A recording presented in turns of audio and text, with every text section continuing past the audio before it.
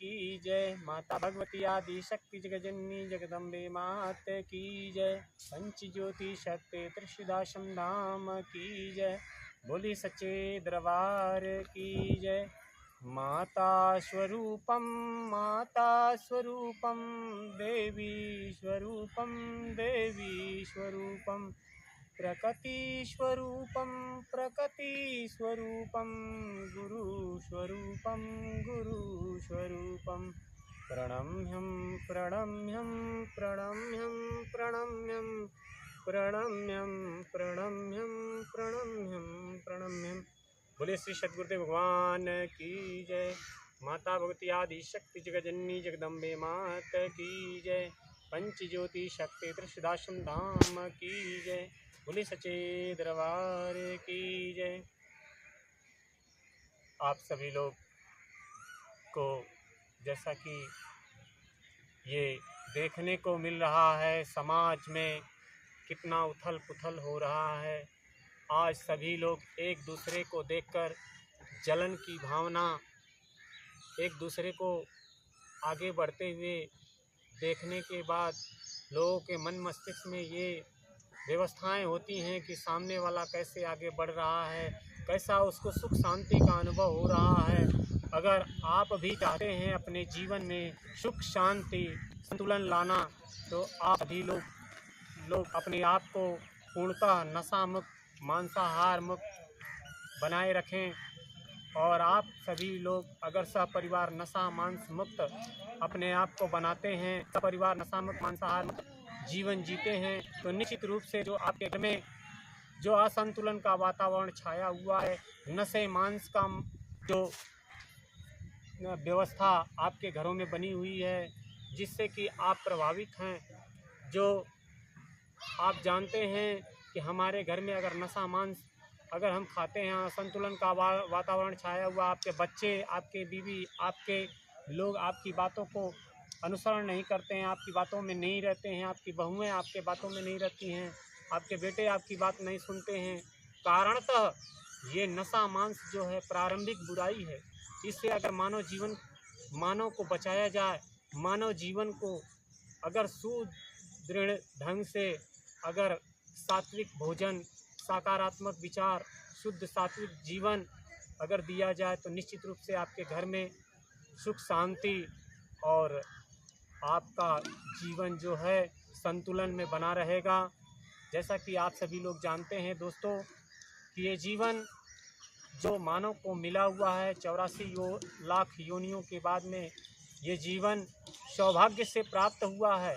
इस जीवन को पाने के लिए देवी देवता भी तरसते रहते हैं। क्यों ऐसा कहा गया कि देवी देवताओं के लिए भी ये दुर्लभ होता है मानव जीवन।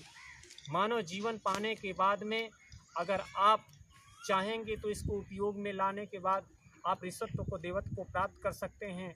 अगर पूर्णतः आप नशा मुक्त मांसाहार मुक्त जीवन जीते हैं, प्रतिदिन साधना करते हैं, साधनाओं के बल पे अपने आप का अध्ययन करते हैं, तो निश्चित रूप से आप भी मुक्ति के मार्ग की ओर बढ़ सकते हैं। जन्म मरण की क्रियाओं से आप भी मुक्त हो सकते हैं।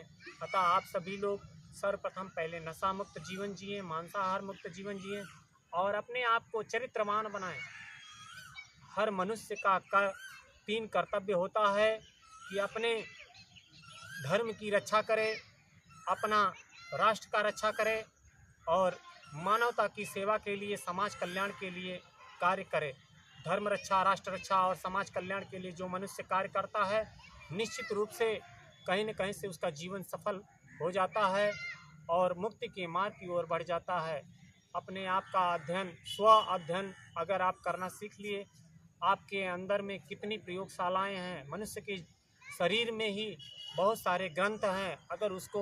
अगर एक एक करके आप पढ़ने लगें, तो निश्चित रूप से जो ग्रंथों किताबों में नहीं मिलेगा, वो आपके शरीर के अंदर में मिलेगा। और उसका स्व अध्ययन आप करने लगेंगे, तो निश्चित रूप से आप सभी लोगों को, आप जब मनुष्य जीवन जो है सौभाग्य से मिला हुआ है, मनुष्य के जीवन में जो उथल पुथल आ रही है, आप चाहेंगे तो आपके अंदर में ही प्रयोगशाला भरा हुआ है। अगर प्रयोगशाला, रिसर्च सेंटर जो आपके अंदर में है, उसका अध्ययन करने लगेंगे, तो निश्चित रूप से आप सभी लोग को मालूम पड़ेगा कि ये सृष्टि की रचना कैसे हुई, यहाँ पे लोगों का जीवन किस तरह से संभवतः हुआ, और हमें परमेश्वर हमसे चाहता क्या है। 24 घंटा हमारे साथ परमेश्वर रहता है, हम 2, 4, 5 मिनट परमेश्वर के साथ में बैठ नहीं पाते हैं। कारणतः यही हमारे जीवन में सबसे बड़ा अवगुण होता है कि हम अपने आप को परमेश्वर के अनुरूप ढाल नहीं पाते हैं। परमेश्वर, हम सोचते हैं कि हमारे विचारों के ऊपर में परमेश्वर क्रियाकलाप करे, ऐसा कभी संभव नहीं हो सकता। कारणतः प्रकृति त्रिगुणात्मक है, रजोगुण, सदोगुण और तमोगुण। मनुष्य को सदोगुणी जीवन जीना चाहिए, तब हर मनुष्य के अंदर में ये तीनों गुण विराजमान होते हैं, और मनुष्य जो जैसा विचार करता है उसी के हिसाब से उसका जीवन उसके गुणों के ऊपर प्रभावित होने लगता है। अगर तमोगुणी वाला मनुष्य है तो तामसी प्रवृत्ति का है, तो आलस्य प्रमाद उसके अंदर में भरा रहता है। रजोगुणी वाला है तो वो राजसी जीवन जीना चाहता है। अगर सदोगुणी वाला जीवन जीने वाला व्यक्ति है तो हमेशा सज्जन पुरुष बनकर देवी देवताओं की साधना करता है और अपने जीवन को सकारात्मक ऊर्जाओं से उत्प्रेरित करता है। सदोगुणी जीवन जीना चाहिए मनुष्य को। इन्हीं शब्दों के साथ में जय माता की, जय गुरुवर की।